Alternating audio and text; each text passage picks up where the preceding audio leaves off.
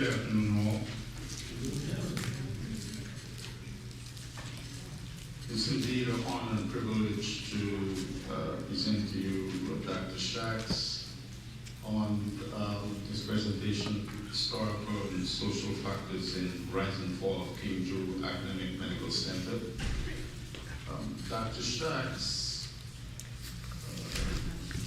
Nancy was one of my mentors when I first joined Drew Universities around and about the 1987-88 period. But apart from that, Dr. Shacks earned his BS degree from the University of Arkansas, Pine Bluff in Arkansas, and subsequently he served 2 years in the United Army Medical Corps. After military service, he was employed as a research chemist in the Advanced Technology Operations of Beckman Instruments Incorporated, where he pursued research in exobiology for 4 years before entering graduate school. He was accepted for graduate study in the Department of Molecular Biology and Biochemistry, University of California, Irvine, and in 1973 he became UCI's first black to earn the Ph.D. degree. He continued his postdoctoral training at the Robert B. Brigham Hospital, Harvard Medical School, Boston, Massachusetts, and afterwards continued to the inaugural Immunobiology Group, Department of Microbiology and Immunology at UCLA. He returned to California College of Medicine at the UCI in 1974, earning the MD degree in 1977. For his residency training, he chose pediatrics and thereafter completed study as a clinical scholar in allergy and immunology before accepting a faculty position in the pediatrics department, at that time at MLK. Dr. Shacks joined the faculty of the Department of Pediatrics at Martin Luther King Hospital, Charles Drew University of Medicine and Science, where he continued his employment over his career. Briefly, Dr. Shacks was Director, Student Medical Service, LAUSD, serving more than 700,000 students. He became a Drew University Administrator and Principal Researcher for many key grants, as well as the Associate Dean for Research. Dr. Shacks continued as Pediatric Professor Emeritus at Drew UCLA, where he currently focuses on faculty governance. As I repeated earlier, Dr. Shacks is going to give a presentation on the historical and social factors in the rise and fall of King Drew Academic Medical Center. And just briefly, if you don't think social factors or economic factors play a role in the practice of science and technology, I suggest you read the works of Karl Popper in his book, Conjectures and Refutations, and you'll get an idea of some of the social factors and economic factors that influence science and the practice of science and health in society. There is also a controversial book written by Thomas Kuhn, Social Structure of Scientific Revolutions. If you actually have a chance to read that book, it also highlights some of the factors that Dr. Shacks is going to talk about in this presentation. So it is indeed an honor and privilege to present Dr. Shacks. Dr. Shacks.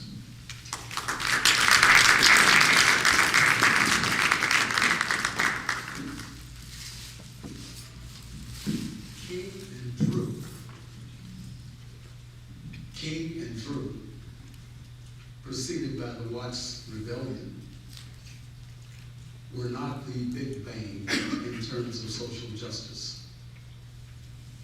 In order to give you enough background that this will make sense, we have to at least consider the Big Bang as having occurred in 1455 AD. We are part of that. Christopher Columbus gave us a start. He established the first institution for human bondage in the Americas at Hispaniola. We know that as Haiti now. This industry would lead to a people who would be in diaspora, but through both fission and fusion, that is, the splitting apart of families and the coming together and melding of them together, we come to where we are today. In that unrequested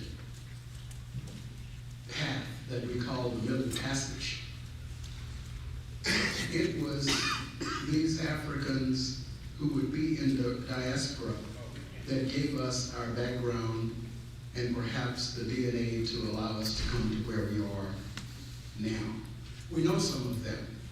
For those of you who went to rave theaters, we've just enjoyed the Black History Film Festival. One of the film that was shown was about Toussaint Louverture. Toussaint, Dessalines, and Christophe were the giants that led Haiti to its independence in 1804.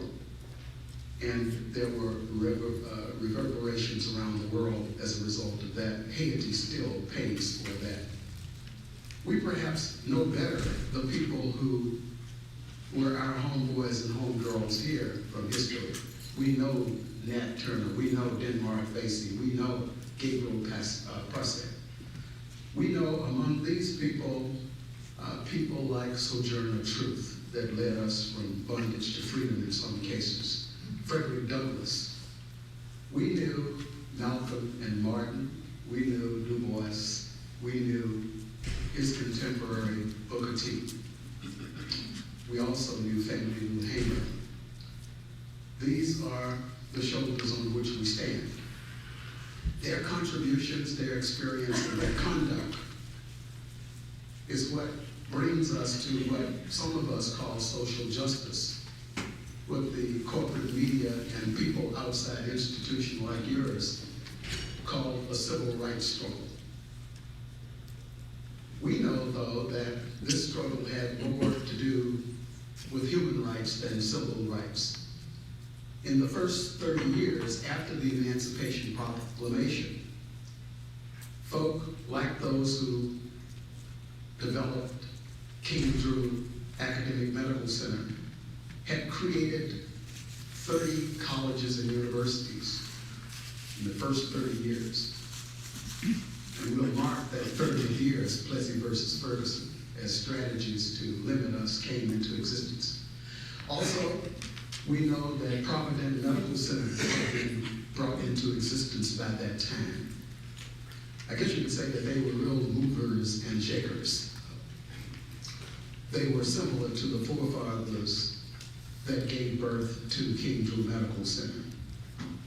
What's interesting is that by the time King Drew Medical Center would be given life and breath, there were more than 100 historically Black colleges and universities in the U.S., only one of which was west of the Mississippi. Kind of college. It was Compton Community College. But it was the only institution before the Charles R. Drew Postgraduate Medical School would be designated such that existed west of the Mississippi. In our experiences here, Blacks were attracted to LA as a result of defense industry job opportunities. We came to this shining place and found the epicenter of life as Central Avenue. We were so well protected. We were surrounded by the mores and folkways of the community. We were really locked into that community. So much so that we came to be known as South Central Los Angeles until they changed our name to the Riot Zone. The Riot Zone was a reality. For those of you who were here, you know that the National Guard was able to encapsulate better than 90% of Blacks who lived in this community inside of that zone. So it was a reality that was as oppressive and confining as the Berlin Wall or the Russian Iron Curtain. Drew is doing things to break that down. things that's deserved to be supported and moved forward. If you look at us in terms of conceptualizing what existed, what you would think about is a donut. In the hole of that donut, you had all of Black Los Angeles. Around that hole, the donut itself, you had those triumphal activities of Los Angeles. You had schools, churches, you had hospitals, you had industry, you had all of what we didn't have that you were involved in attempting to initiate in some instances and to restore by bringing back health access to South Los Angeles.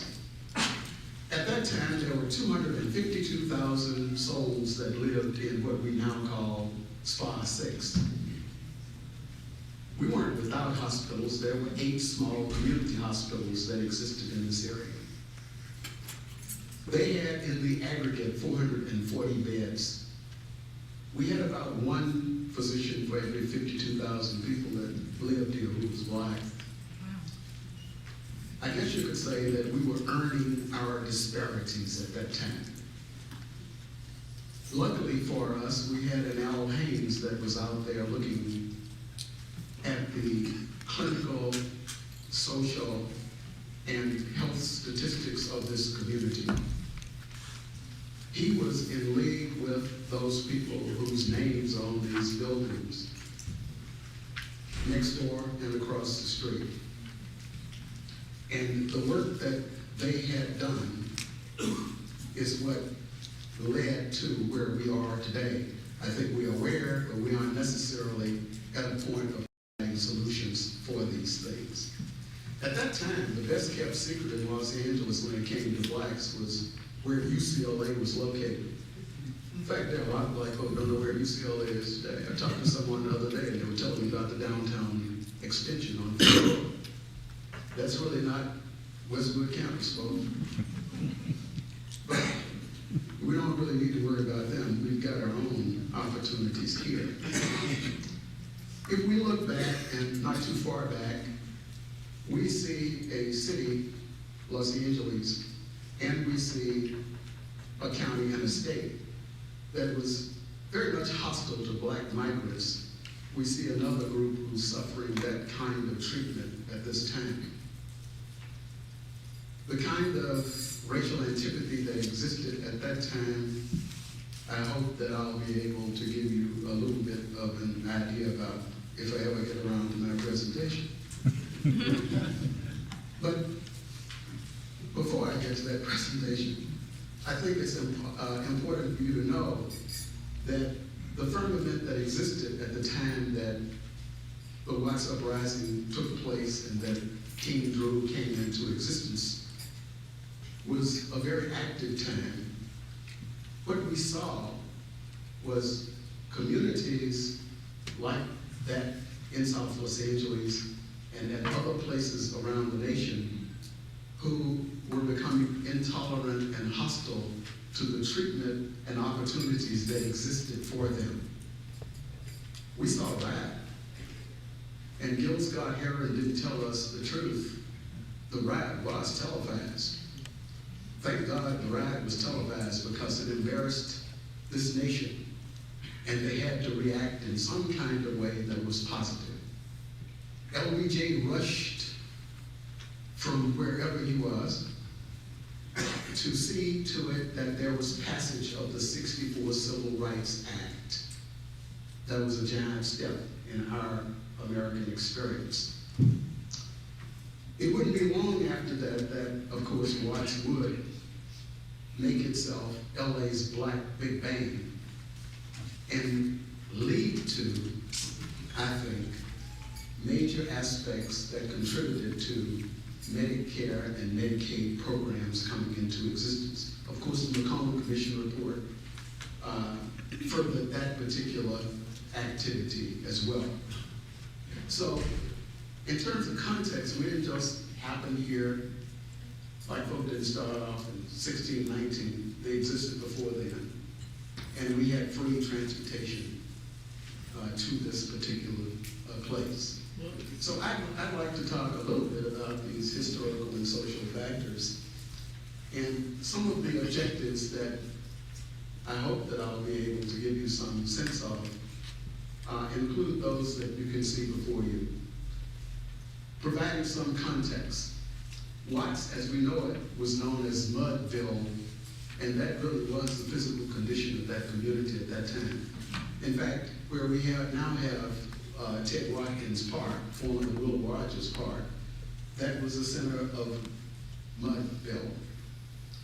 Our Hispanic travelers, they were being subjected to ride by returning sailors and other military people, and that came to be known as the Pachuco Rides. We had a police department that would only get worse as we got closer to 1965 and the leadership of Chief Parker that not only corralled, but they abused blacks inside of the designated area.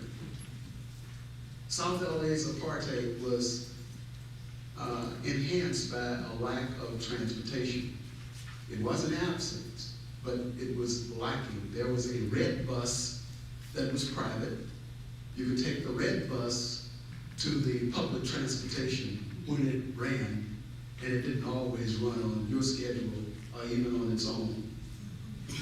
So there is strong evidence to show that there was a need for transportation. There was another source of transportation that existed in this area as well, and we'll make mention of it. I also want to talk a little bit about those people and name some of them so you can take them away from here with you, who made significant contributions to the reality that we experience every day. This place has grown so big, and as I look out and I see people like Dr. Gill that's brought this activity international significance and importance, and congratulations on having a hospital named after you. It's something to really be proud of. We've become something more than just a small place in South Central Los Angeles. But as these things were going forward and progress was being made, tangible progress, palpable progress that you could taste, there were also some other influences.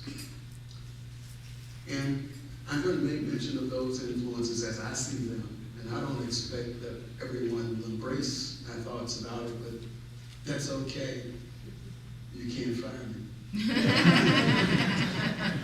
I want to talk about some of the individuals and organizations who came to this location to consult and who supped at the trough, who took financial and other advantage of a community in great need.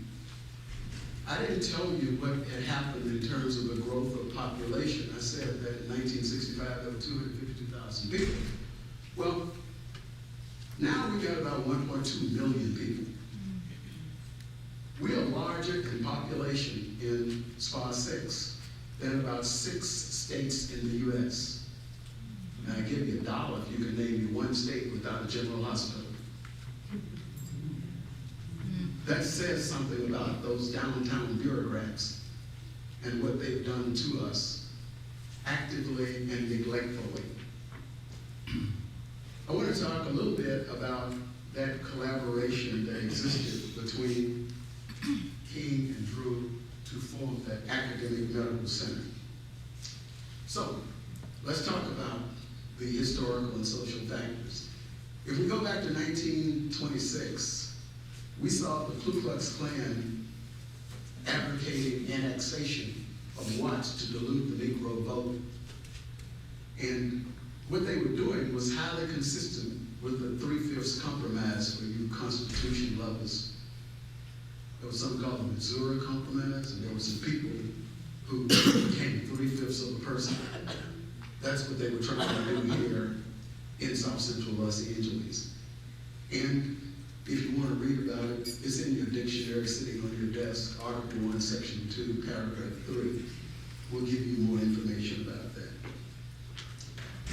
There's a wonderful book that was written at that time by some of the older heads here, Honor Bontemps, a great professor of literature, did so much at Fisk over the years. He actually lived on 3rd Street in Muddsville.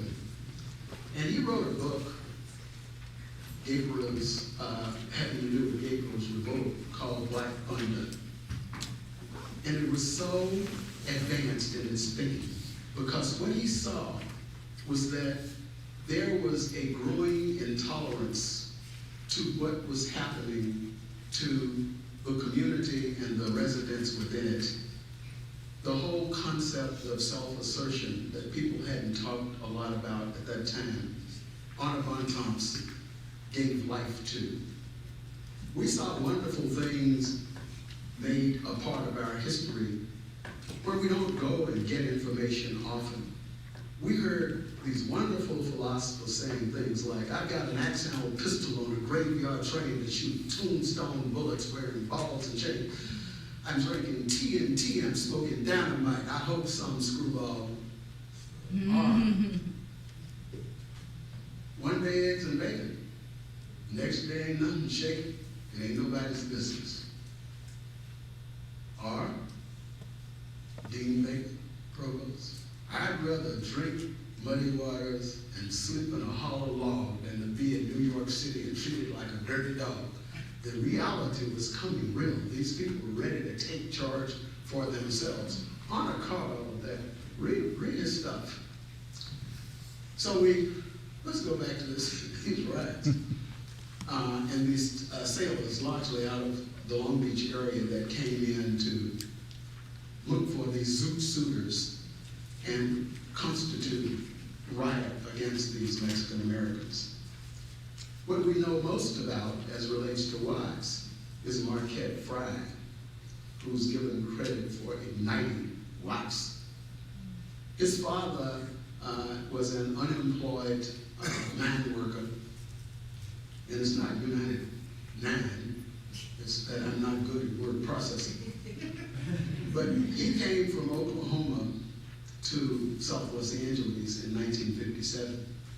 And Marquette, of course, being his son, a young person, a preteen at that time, he joined his father, and that was only 8 years before the Watts uprising.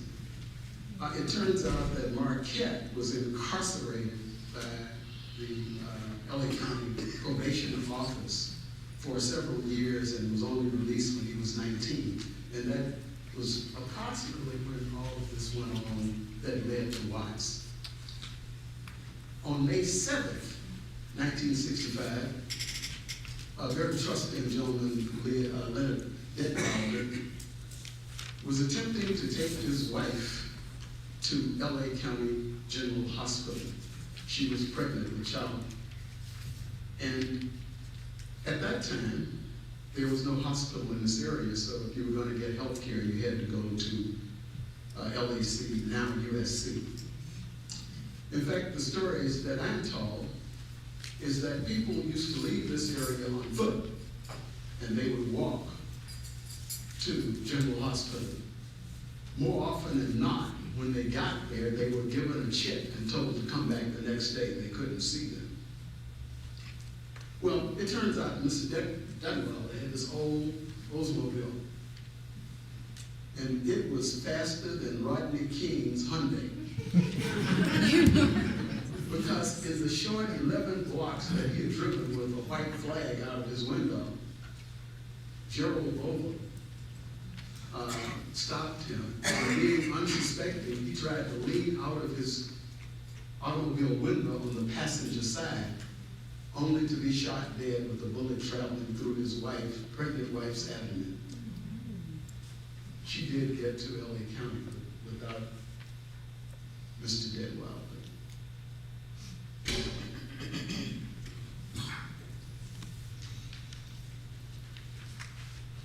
After Marquette was released from custody,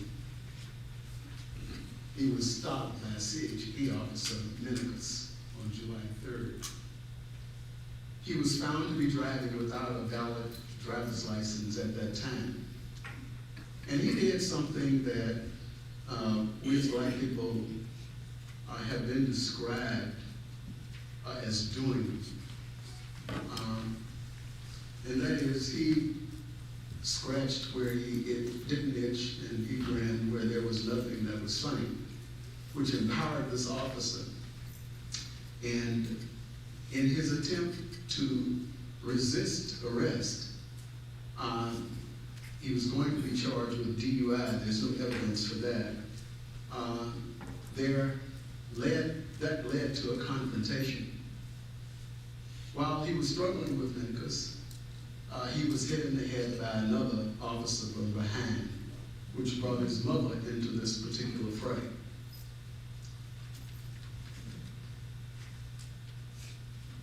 She attempted to pull this man off of her son as people aggregated. And then Police Chief Parker's boys from the South came en masse. When asked about this, once it was slowed but not quelled, Police Chief Parker's comment was that, well, we're on the top and they're on the bottom, and they're down there running around like monkeys in a barrel. So much for Chief Parker. 77th Street, I don't know whether any of you have had the unfortunate experience of having an encounter with them. They used to be real tough guys. And they had a slogan during this time. It was LSMFT. They borrowed it from, everybody smoked then, from Lucky Strike, which meant Lucky's smoked milder and has a finer taste. Only their use of it was, let's shoot an MF tonight. Get you a nigger knocker, all shined up. That was the way they left their charge at the time they went on duty. At that time, there were about 120 gangs that existed in Los Angeles, about 20,000 members, and there was a Jim Burks who was in charge of something called a group guidance unit. The idea was to try to be restorative, to try to turn these kids' lives around. Unfortunately, Jim Burks was failing at what he was supposed to do. And Chief Parker was so enamored with who he had brought to him in the way of social workers that he got rid of the Deputy Auxiliary Police Program that used to offer programs for kids in communities like this.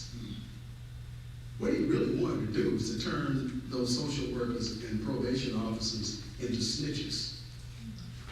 And I don't know how well that worked out. I understand it worked out some, but I can't say all.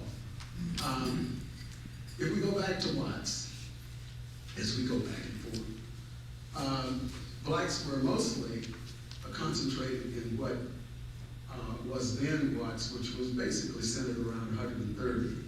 When Hubert Humphrey was in trouble and came out during his campaign and went to the Veterans Center at 43rd and Central, and he was booed, he labeled it Watts, and we've been Watts wherever black folk are since. I don't care where you live in South Central if you look like me. Okay.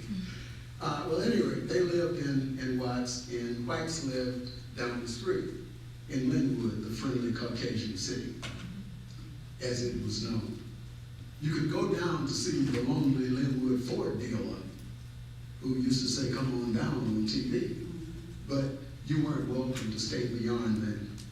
I had said that there was alternative transportation that existed in this area in the form of the Pacific Electric Railroad. We've recapitulated its route now that we've got Metro Rail. It wasn't always available. And when it wasn't available, all you could do was to hope that the red bus was in operation to provide public transportation. CORE was very much involved at that time in attempting to bring another awareness to people who lived in this particular area. I found it very interesting that even though we had all of this land and everything, most of us lived in these 5 housing projects. So our density per acre was 27.3 people versus 7.4 for the city overall. I guess you could say we were crowded in. I'm not criticizing the projects, the developments themselves, because Nickerson Gardens was designed by Paul Williams, the architect to the stars. Paul Williams, the great architect, when you go to LAX and you see the cafeteria, the Space Needle, Paul Williams. Paul Williams, who designed more than 50 mansions in Beverly Hills. That's who did it. If you look at it and forget that it's Nickerson Gardens and think about the potential, it is still very contemporary in terms of its design.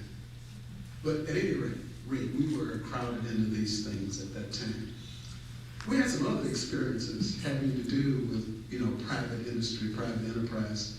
When we went out to buy things, those things were always more expensive. So in Watts, if you wanted to buy a refrigerator, it might cost you $168. I know you wish you could buy one for that now. But we're going back 50 years. Whereas elsewhere it would only cost 99 bucks. If you wanted to get yourself one of those fine Magnavox stereos, that would cost $600 somewhere else. It cost $1,000. If you wanted to buy food, we actually had some markets and things before Watts. We had places that would become the model for the Kmarts and others. We called them Art Front. We had a number of these things, but the problem was that when you went to those markets, they were importing the day-old food from the west side into this area. And people thought that wasn't right.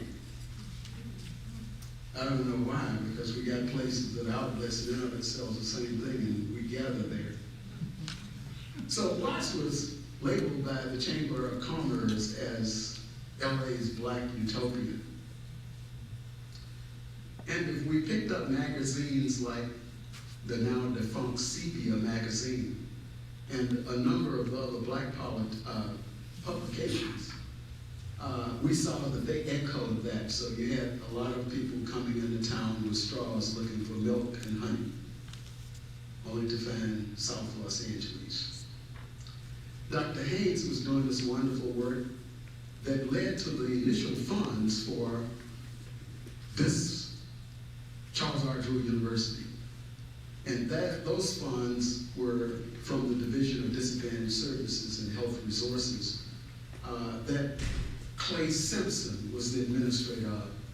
Some of you folk will know who Clay Simpson was. That was terribly important to Drew being able to get off at the same time the county hospital was getting started.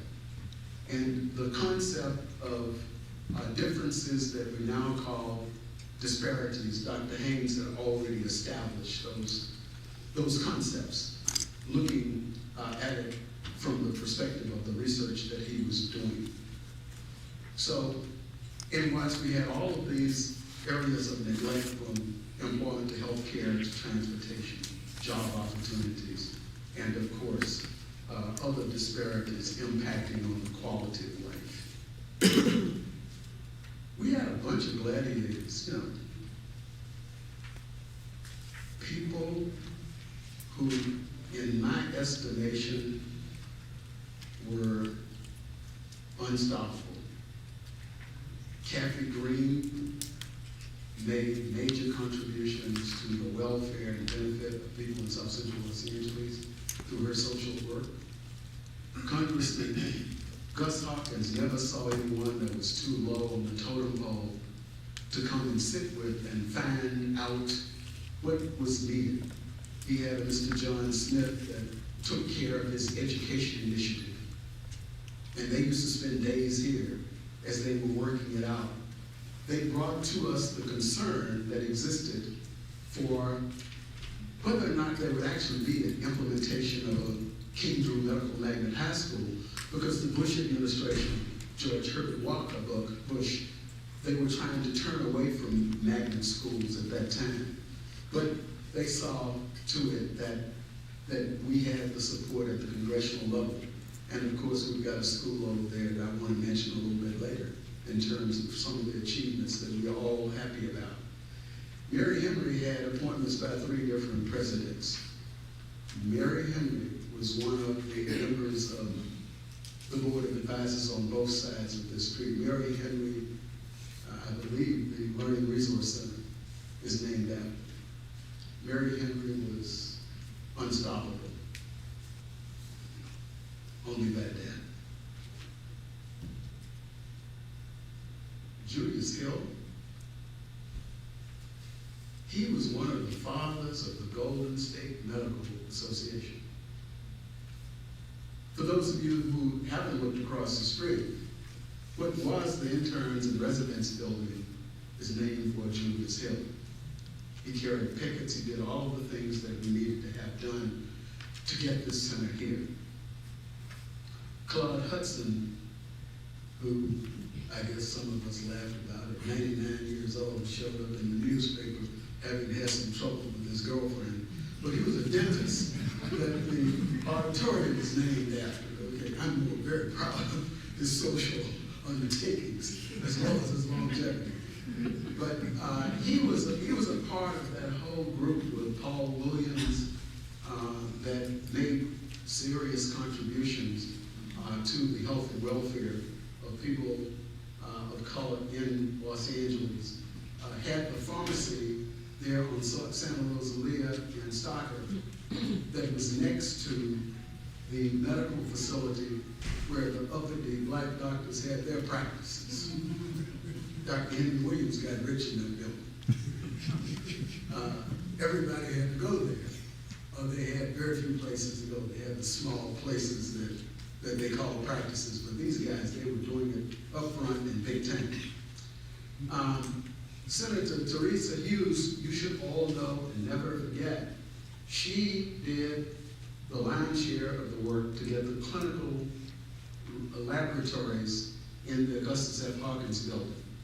For those of you who don't know, there are 30,000 round square feet of laboratory space on the 3rd floor of the Augustus F. Hawkins building. Go there and look. Got some wonderful people doing wonderful things.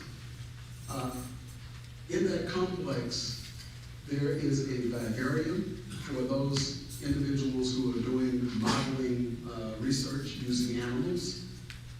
There are other large laboratories that provide training resources for people. Dr. Lillian Mobley, I don't think I need to mention too much about her. The Clinical Research Center was named after her. The South Central Senior Citizen Center was named after her.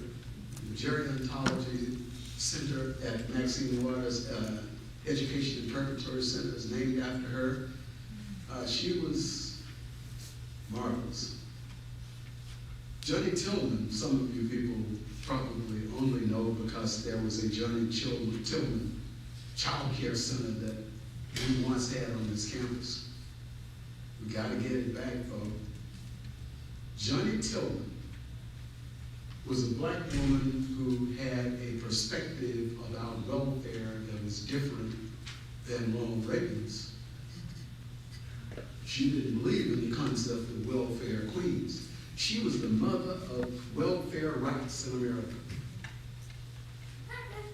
There are so many young people of color and people who did not have opportunities who were able to survive as a result of her work.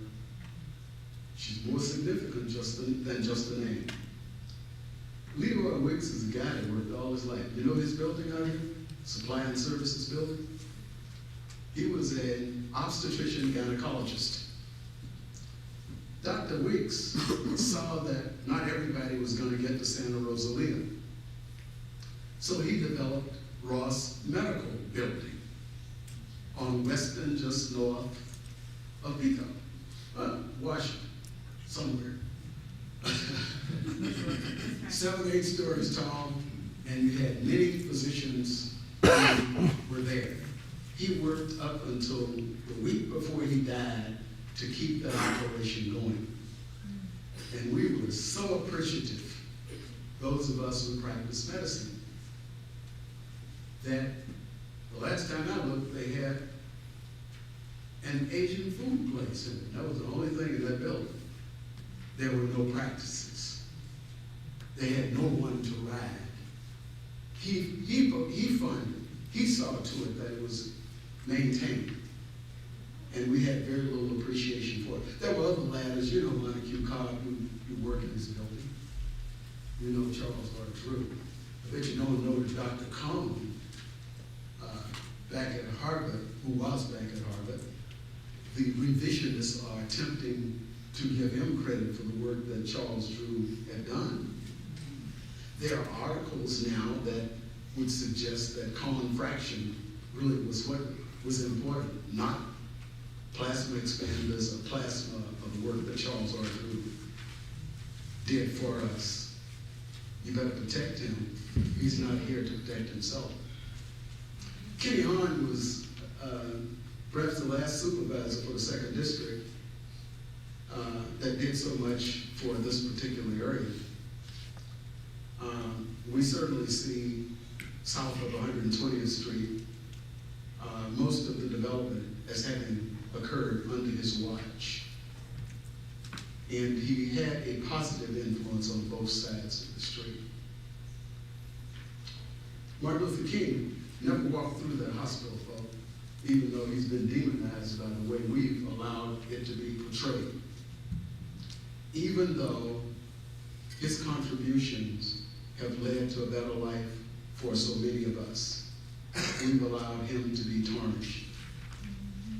Even though he had done all of that, when Coretta Scott King was at the end of her life and needed a place for health care, she ended up being cared for by a chiropractor in Santa Rosalia, south of Tijuana. We should have been begging for her to be here. There was no place in the U.S. for Martin Luther King's wife to get the care that she needed. That's our fault. Well, and there were other shoulders as well. Mrs. Abrams certainly was a part of that group with Miss Nola Carter and Miss Mobley and others that worked very closely with this institution. Geraldine Burton Branch, you just honored. Year before last? Yeah, year before last. God, she wouldn't be comfortable with that. She must be near 100 years old, but she's more energetic than I am.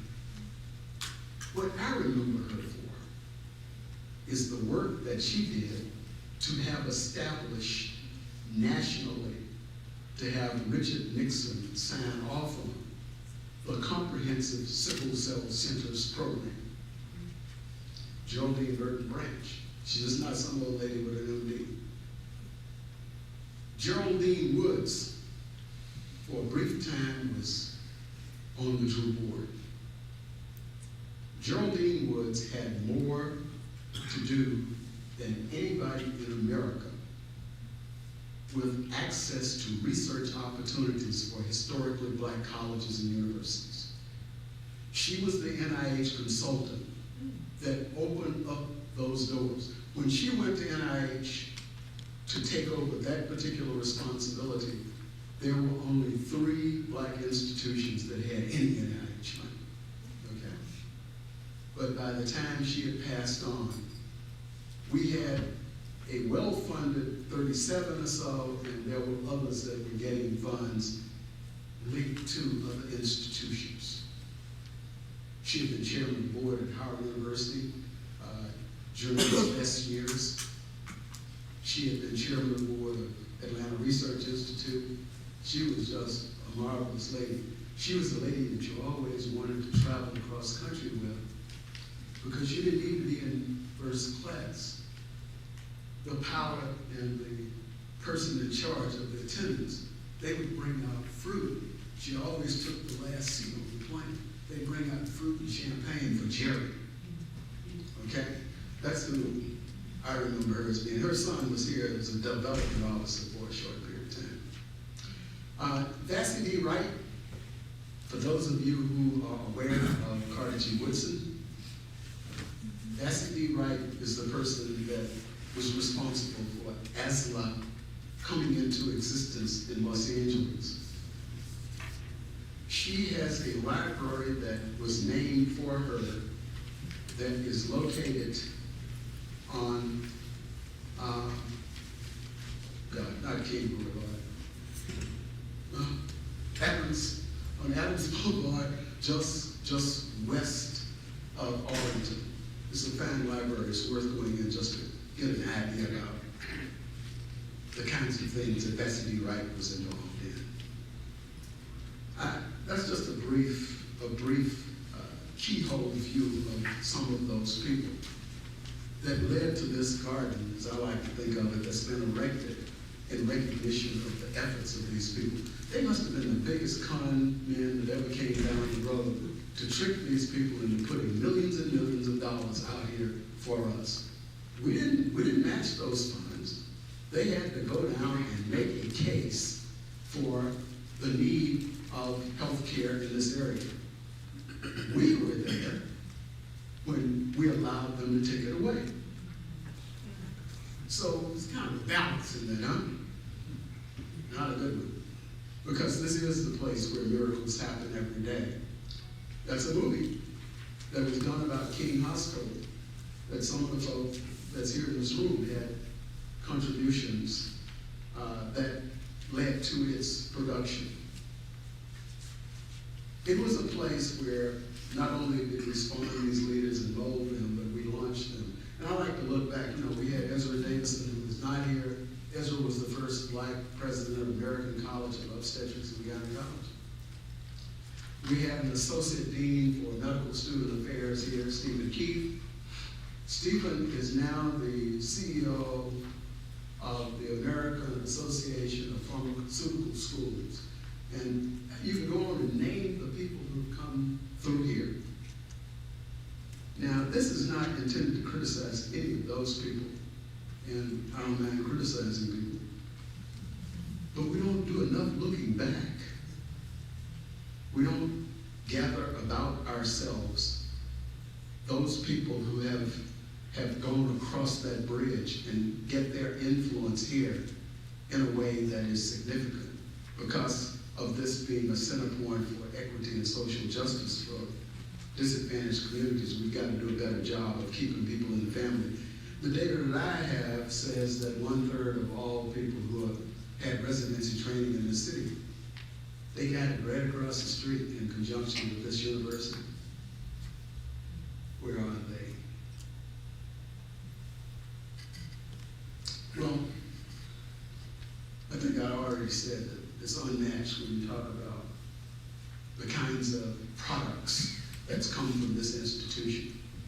But what was really different about this medical school and that hospital was that the other county hospitals, they were point of service places. You went there to get it. If you didn't go there to get it, you didn't get it. These folk unfolded programs that provided resources for the community. For instance, the Drew Child Development Corporation was the aggregation of some 32 different programs that had existed through Drew in the community. For a good while, for those people who worked on its behalf, Head Start was the only, Drew was the only university with a Head Start program. When we look at things, and I didn't mention it, Lorraine, it's not because I've forgotten, but Geraldine Woods was the person that had started Sarah Science Academy, okay?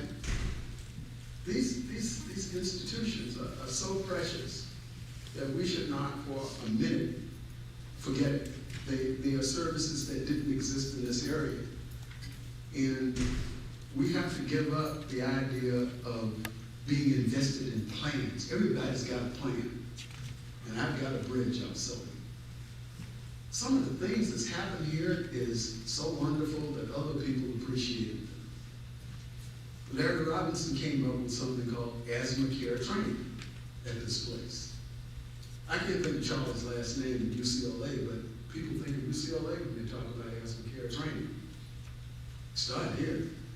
The Minority Biomedical Research Support Program Consortium that consisted of 3 community colleges and California State University, Dominguez, Loyola Marymount, served as the model for the Bridges program that NIH operates around the nation. Trust me when I tell you that. It was up the street where the Magnet High School, no, that's not right. I guess it's plant facilities, was where the Research Centers and Minority Institutions program was conceived by Al Haynes. Is that right, Dr. Eggleston? Mm-hmm. Yeah. By Al Haynes, and Lou Sullivan was here as part of the ideating that went on with that, as well as Dave Satchett was there doing something. Here, Drew. International Health, Dr.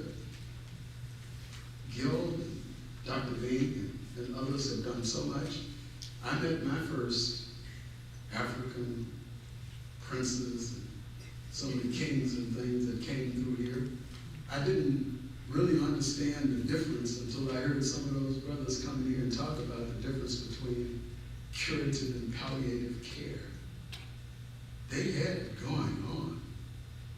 I didn't know that you could do skin fold thickness to follow well-being in utero of kids. They were doing that stuff in the Cameroon. True. When we talk about the UC Prime program, yeah, that's true. I don't care what you tell me. It started right here, and it was exported, and it is unacknowledged, and that is unacceptable. Folk used to be really lucky that they got shot in that 2.5-mile radius of this hospital, because we had developed, not me, these clinicians had developed a model of care for gunshots that didn't exist elsewhere.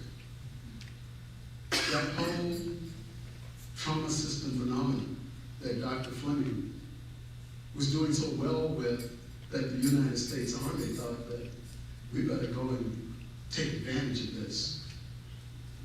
Here. A statistic that you should know relative to that trauma center was that of those people who arrived alive at that trauma center, 85% of them went back to work, back to school, or into rehabilitation. Give me some statistics from these other places that's like that. I didn't make it up. They were really doing well, and Garthwaite wanted to do a decompression. An unlicensed physician in the state of California did that to us, and we didn't say a mumbling word.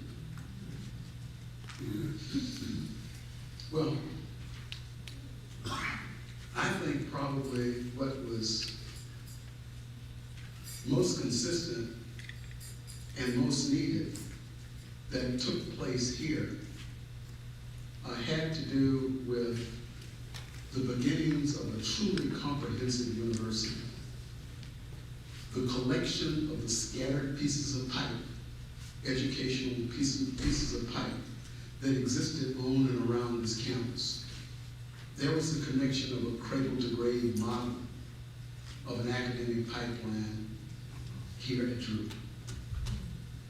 And if you're ever going to have opportunities with the craze about metrics, you'd better go out and buy some old Ray Charles music, because God blesses a child who's got his own. I mentioned Johnny Tobin already in the Head Start program in Sarah Science Academy. Lincoln Elementary was supposed to be a Drew magnet. I don't know whether it ever became one or not. But that's the elementary school that's across the street.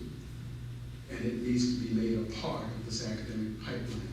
If it exists, and it exists in this corridor, it is your responsibility to control it, to guide it, and to see to its success. Well, we certainly had, in addition, the King Drew Medical Magnet High School that came to this campus from the location up near Locke High School. Shirley Stark was the principal once it had gotten here. There had been one principal before, and I can't remember her name. And then Dr. Ernie Roy took over that program.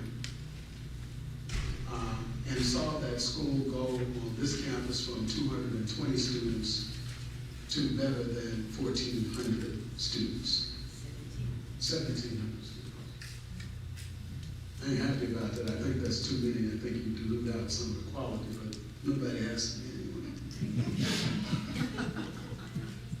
The MedX program, I guess I'm coming to believe that we really were number one. We were about a couple of hours short of Stanford. I understand Stanford got the papers in. I know Dr. Gill and Roland, you guys are ready to beat me to death, but I talked to a lot of people, and it looks like maybe we weren't number one, but we were the best at it in the state of California.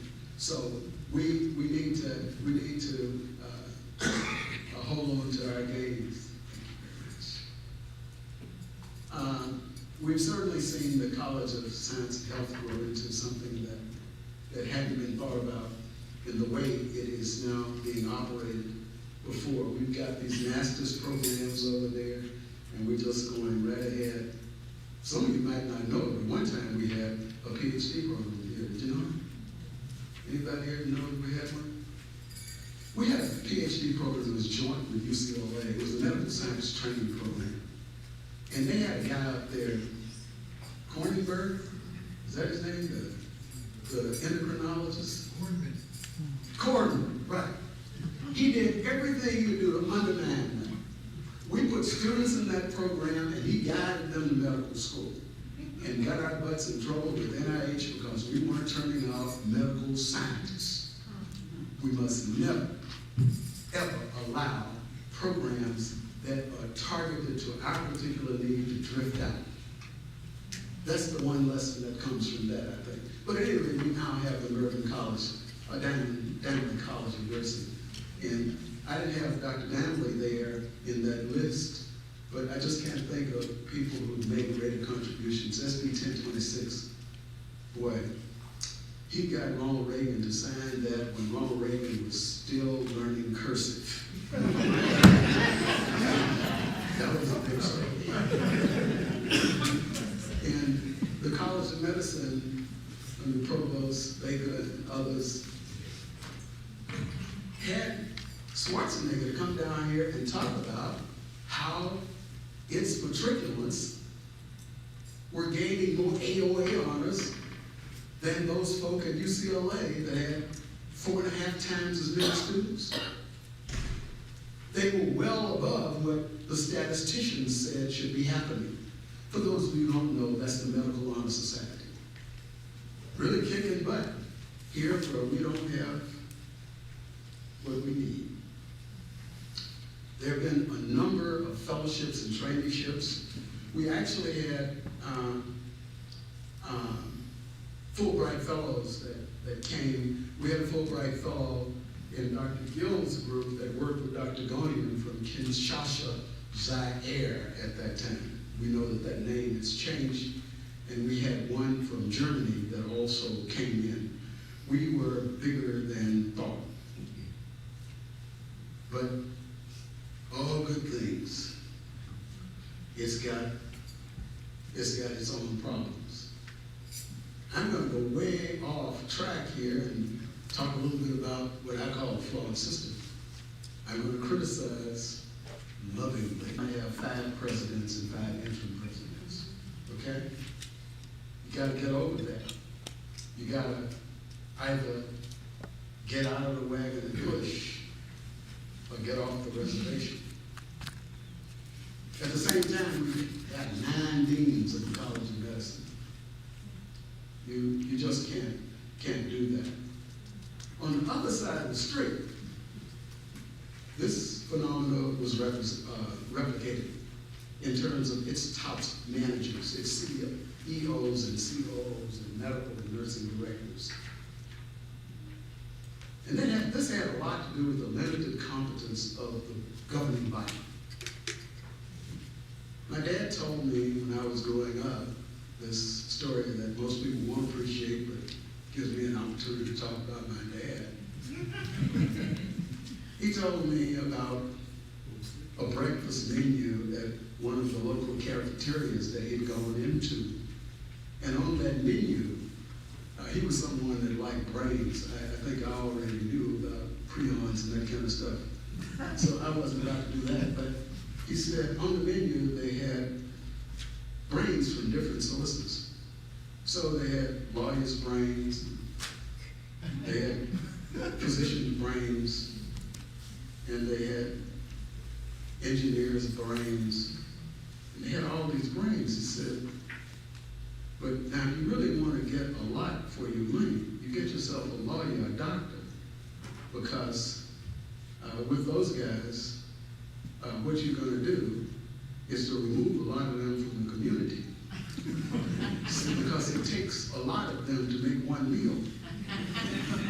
But if you want to leave the good engineers and things around, don't order engineers, because you're going to end up taking the handful of people who are in engineering that look like you out. But it doesn't take many engineers to have a breakfast of brains. Now that's reflected in those folk downtown. They got the czar down there, Yaroslavsky, whose wife sits on the medical board of California. She's president.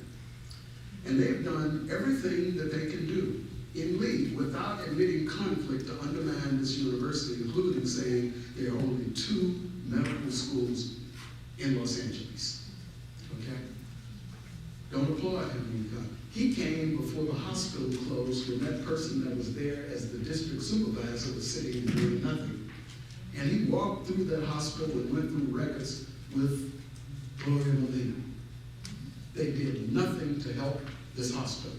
And you must know that. And poor Kanabi, if he had looked at utilization based on zip codes, he would have recognized that many of his people, constituents, use King Hospital. He didn't know.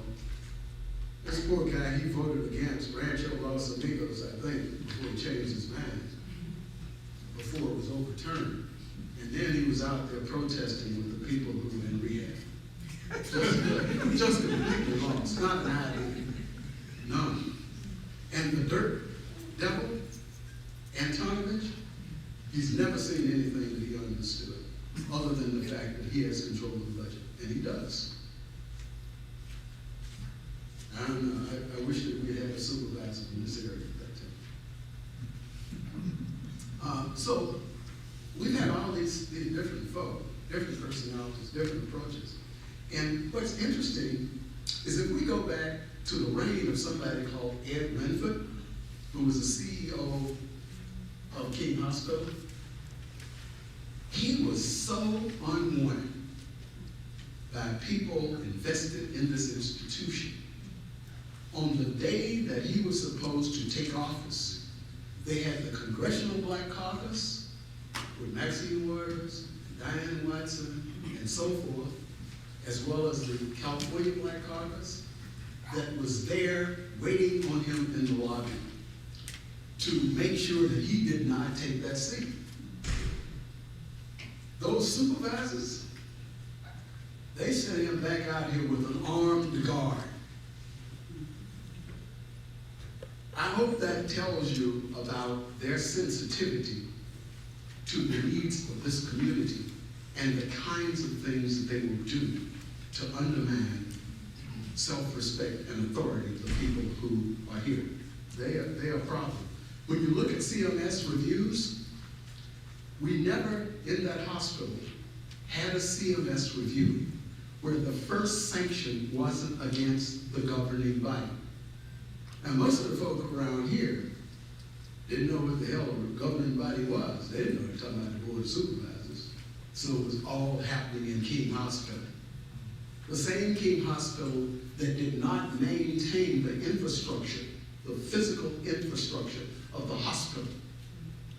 So it's not really utilizable. It is rotten at its core. The same King Hospital that they would not provide a quality control officer when they were seeing 47,000 patients in the emergency room a year. And on a hurried night when blood was short, they transfused a lady who I think still lives across the street with HIV positive blood. That was King Hospital's fault, not the Board of Supervisors' fault. The same King Hospital that had itself rent apart by some organizations that I will mention later that had nothing good to think about the needs of this community or where to go from here. Now let's contrast what happens here in terms of leadership and what happened at UCLA. For the old folk, they will know that at UCLA, Franklin Murphy came in from University of Kansas in 1960. And Chancellor Murphy stayed at UCLA until Charles Young came. In the aggregate, they covered better than 40 years on that campus. Mellencamp, I think he put down the first brick over there and was there until Ken Shine came along, who again made a bad mistake on HMOs, and they ran about town. And then Gerald Levy came about.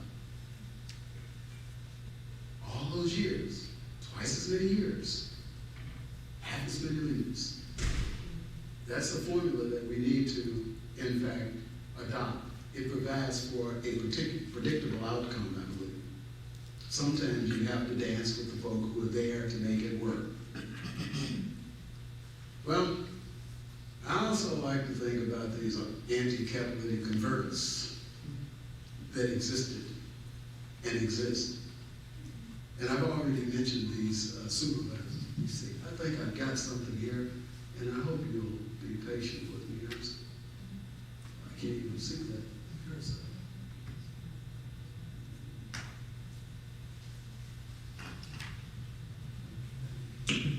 Well, while I'm here, I'll just go through this. For those of you who like to talk about events here, in 2003, the Council of Teaching Hospitals had a report that was published in Executive Healthcare that identified LA King Drew Medical Center as the most profitable teaching hospital in America. Now, what was happening locally? They were saying that they were going to have to cut out programs here because they didn't have the money to operate them. Around this time, magically they found that there was a $220 million amount that they discovered. And then they turned their attention to this and attacked the idea that King could in fact have been that profitable.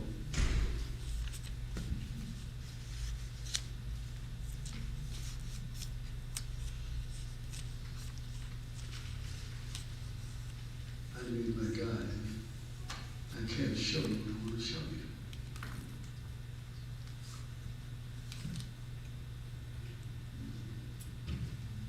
That's not what I want to show you. God bless you.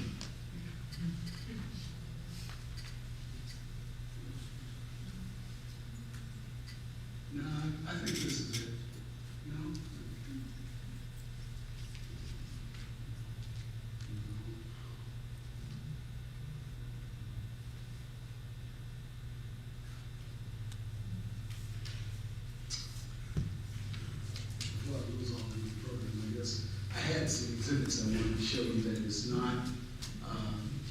in continuity with the PowerPoint.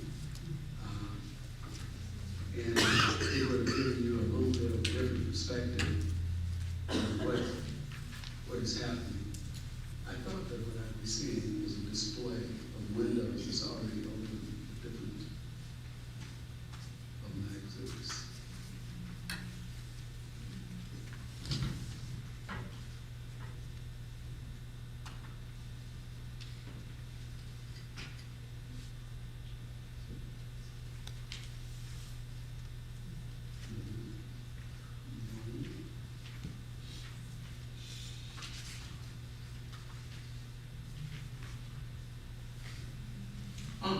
There's one of them, but that's not the one I want. This is an article that for those of you who get the handouts, you should read. This is the second page of it.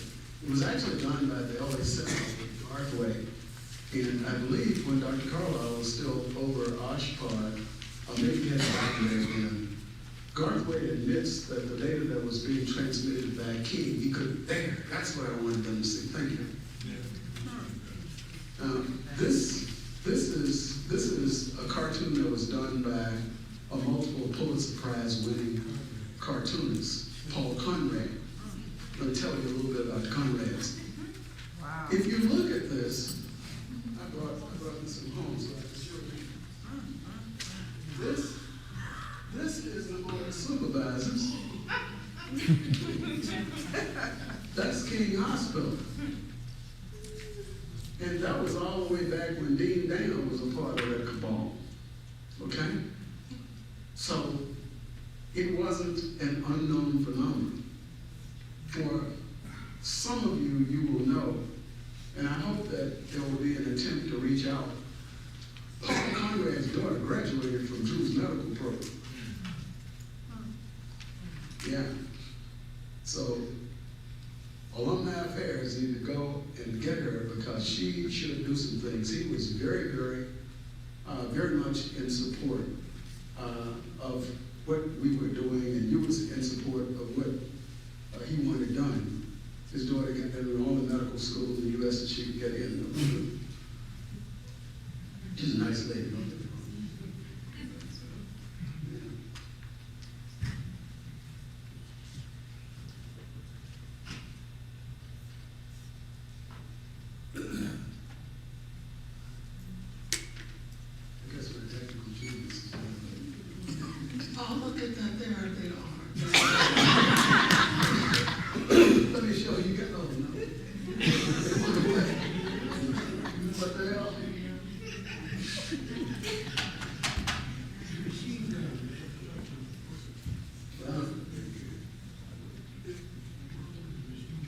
If you can get that back, I would like to show that the letter showing that in 1998, King had the highest JCO score of any county hospital in America. Okay? And it was in the top 25% of all hospitals in America at that time. Okay? So,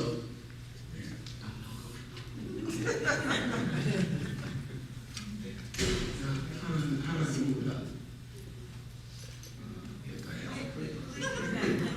This system doesn't like me. How do I move it up so they can actually see it? Yeah. I want you to see this. In this paragraph here, it talks about Jacob and his standards and everything.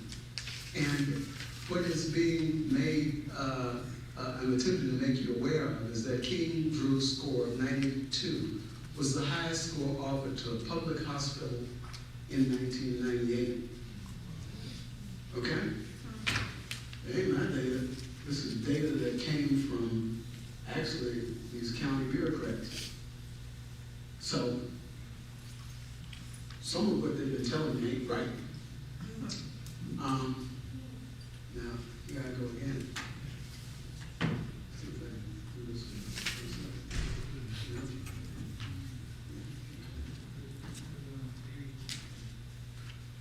Okay. Let's go.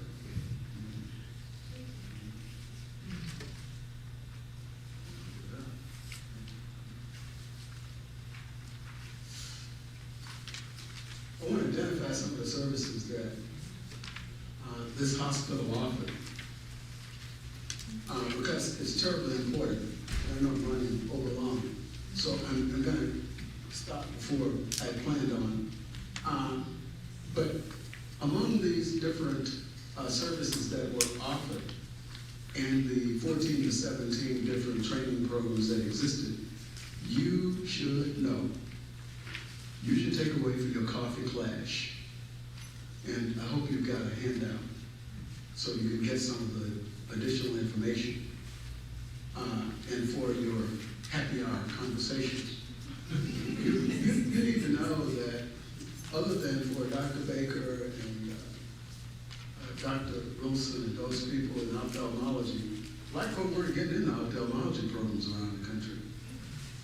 You need to know that Dr. Gill had a similar phenomenon in terms of blacks having opportunities to train in otolaryngology.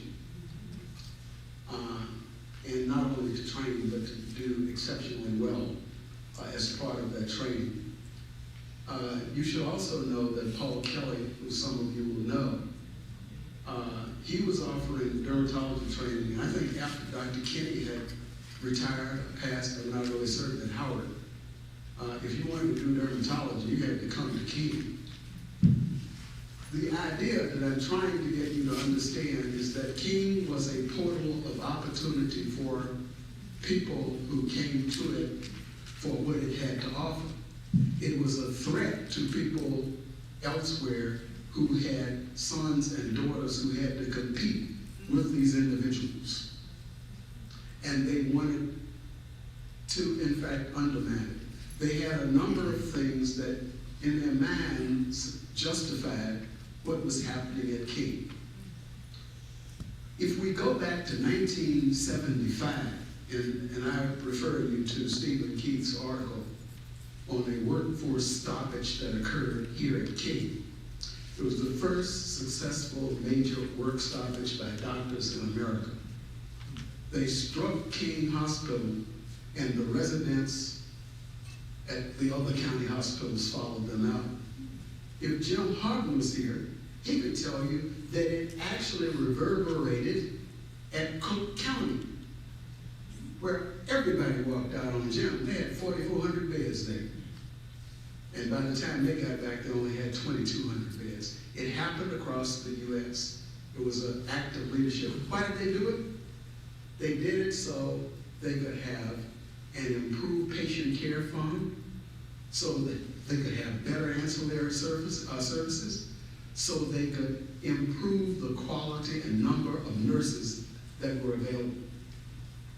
Now, I want you to know some of that leadership that was there when that happened.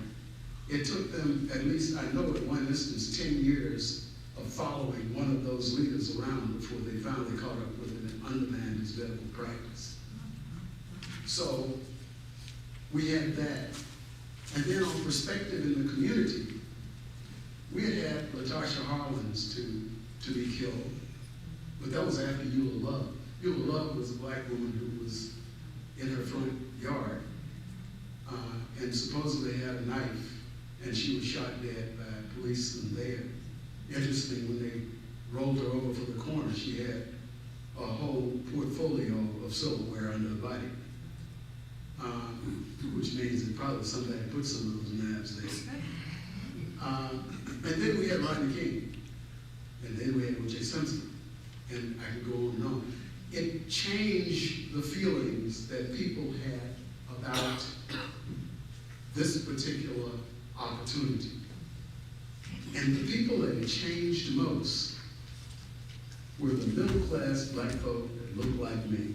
They didn't need it any longer, and they did not come out and support it. And there's got to be something to address disunity. You're the place in which I invest my hope that that might happen. Thank you so much for taking the time.